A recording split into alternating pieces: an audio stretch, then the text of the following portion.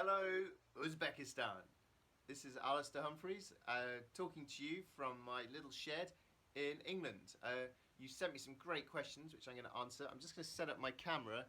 I've got this very high-tech phone holder called an Apple, maybe from nearby Kazakhstan, the home of apples. And there we are. Look, who needs anything better than an apple? And I have some good questions from you. How do you celebrate your birthdays when you are on an adventure? I've been overseas for 5 of my birthdays, and they've all been a bit rubbish because you're away from your friends and your family. You don't have any party or any presents, so they tend to be a bit rubbish. And actually, honestly, on trips, I never know what day it is. I usually have to struggle a bit to work out the date or the month. So these things have faded away. Yeah, I guess expeditions, adventures are quite lonely things in some ways. So that's a nice thing about coming back home. What's the most disgusting thing you've eaten? What have I eaten that's disgusting? I ate a guinea pig once. Felt a bit bad about that. It's quite tasty though. I had some dog in China. That's not very nice. It's quite hard to describe what dog tastes like. The best way I can explain it is it tastes quite similar to cat. Yeah, quite disgusting. Did you ever run out of money somewhere? Last year, I spent a whole month with no money at all, walking through Spain, playing my violin to try and earn money. The problem is I'm rubbish at the violin, so I was quite hungry for a lot of time then. But it was a brilliant adventure trying to do something scary, playing the violin and trying to earn the money I needed to walk from the coast of Spain through to Madrid. Did you meet any famous people on your travels? Famous people, well, it depends. Fame, if you're famous in one place, you might not be famous somewhere else always. So I met in Sudan, this guy was very, very famous on TV, and people were all asking for his autograph.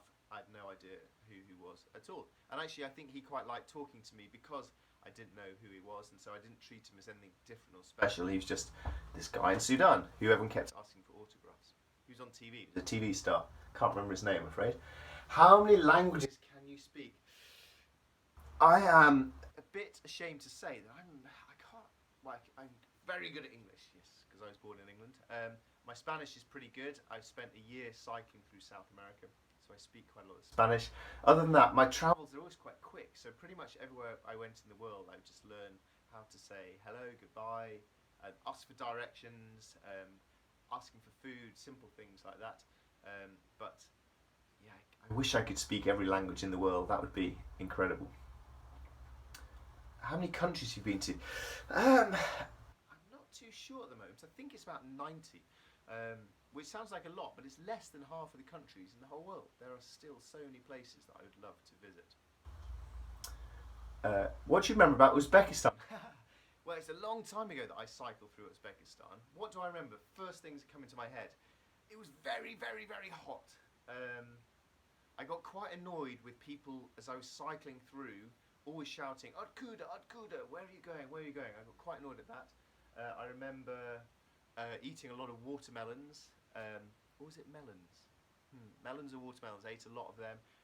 In this roadside cafes, eating noodles, drinking tea. And of course I remember Samarkand and Bukhara, the golden road to Samarkand, which was somewhere I'd been dreaming of going to for years and years and years. And so to finally be in the country of Samarkand was really exciting for me.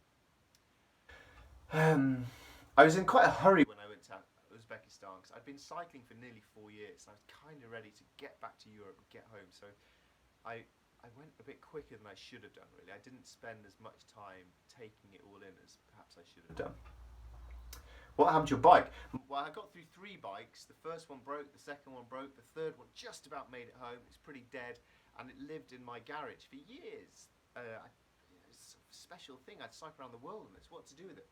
And then, about a year or so ago, actually, we needed to clear out some space, and I thought, you know what? I don't need a bike to remind me of this special journey. Let me get rid of it. I gave it away. So now, all I have left from the trip really are my memories. And my diaries and my photos. Of all the countries you visited, which is the most memorable? Well, of course, it was Uzbekistan, best country in the whole world. Apart from that, I've really enjoyed. I loved walking through India. It's such a noisy, busy, lively, crazy place. I love that. Recently, I went to Norway, to the Arctic up in Norway, some islands called Lofoten, and they were perhaps the most beautiful place I've ever been in the world.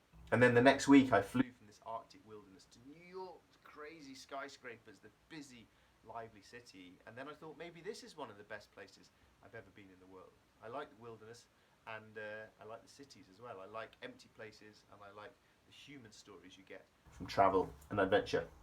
I hope this helped. I hope this helped answer some questions. I hope maybe it will inspire some journeys and travels of your own. Thanks very much. Bye bye. I'm going to eat my apple now. Very good. Healthy. Eat fruit, kids.